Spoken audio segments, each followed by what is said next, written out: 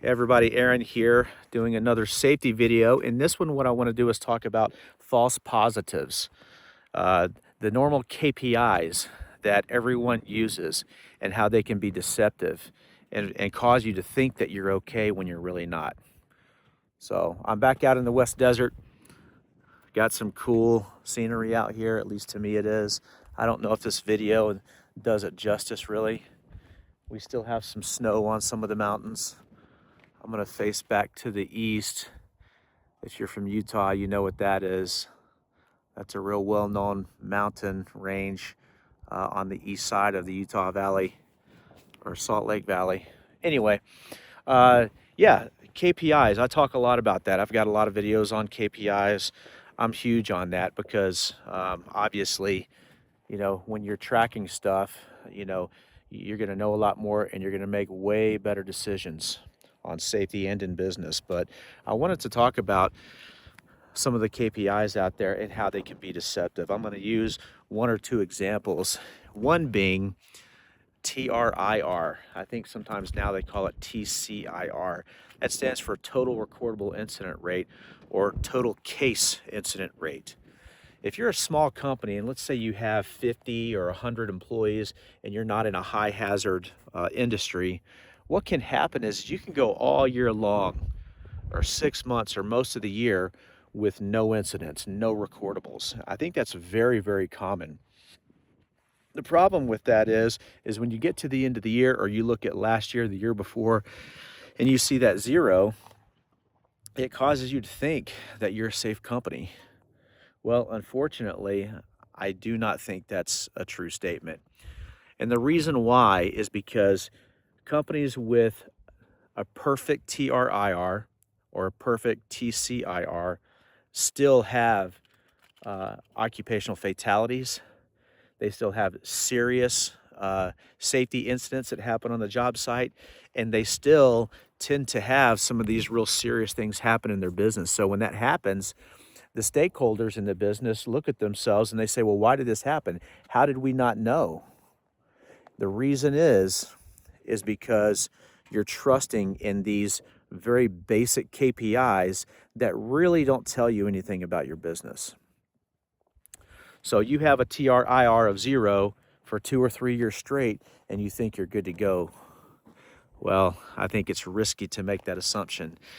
And that's one of the reasons why what I do is I track not just those lagging indicators, recordables, near misses, and first aid incidents, but I also track leading indicators. But without having that conversation, I have other videos on that. Let's talk about other lagging indicators that you could begin to track tomorrow that would help you have a better understanding of where you are on safety. So the first thing is first aid incidents. If you don't have a first aid kit in your facility, you're supposed to have one.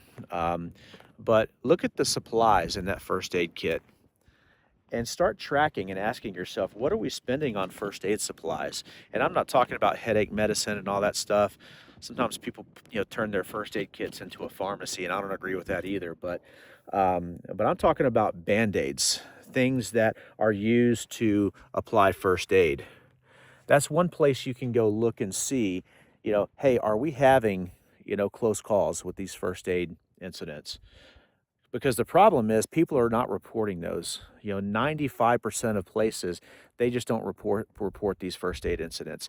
They don't report near misses either, typically. So it's very difficult to get a workforce into the habit of reporting every little single thing. So that's what you start tracking. You start tracking, well, I can take a guess at 95% of companies these things are happening. It's just not being reported. So the first thing you have to do is to communicate out to the workforce to report all first aid incidents and all near misses.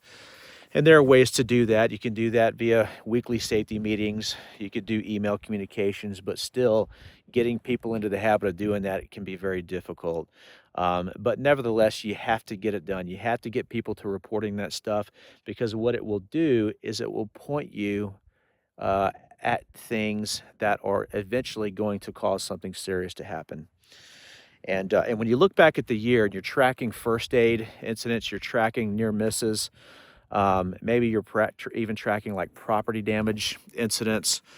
When you track that for a year and you look back, now you have something that will tell you, hey, are we getting better or are we getting worse? If the first 3 months of the year you had 15 first aid incidents each month, and then by the end of the year you're only having three, that tells you something. That's a signal that you're doing something right. It could be anyway. And so anyway, if you feel like you have good KPIs around safety and the basic ones, but you sense that you're not seeing everything, start tracking these first aid incidents and start tracking these near misses. You're going to have to train your workforce to report that stuff going forward. Um, but once if you can do that, then you're going to have real KPIs that are going to help you identify and eliminate things that can hurt your people before they actually do. So, anyway, does that make sense? Sometimes I can go on and beat a dead horse. Hopefully, I didn't complicate that too much. If you have any opinions on that, comment down on the video. And if you want, check out the website, ehs.inc. We've got some free tools over there you can download to help out with some of this stuff. So anyway, I guess I'll see you in another video from out here in the West Desert of Utah.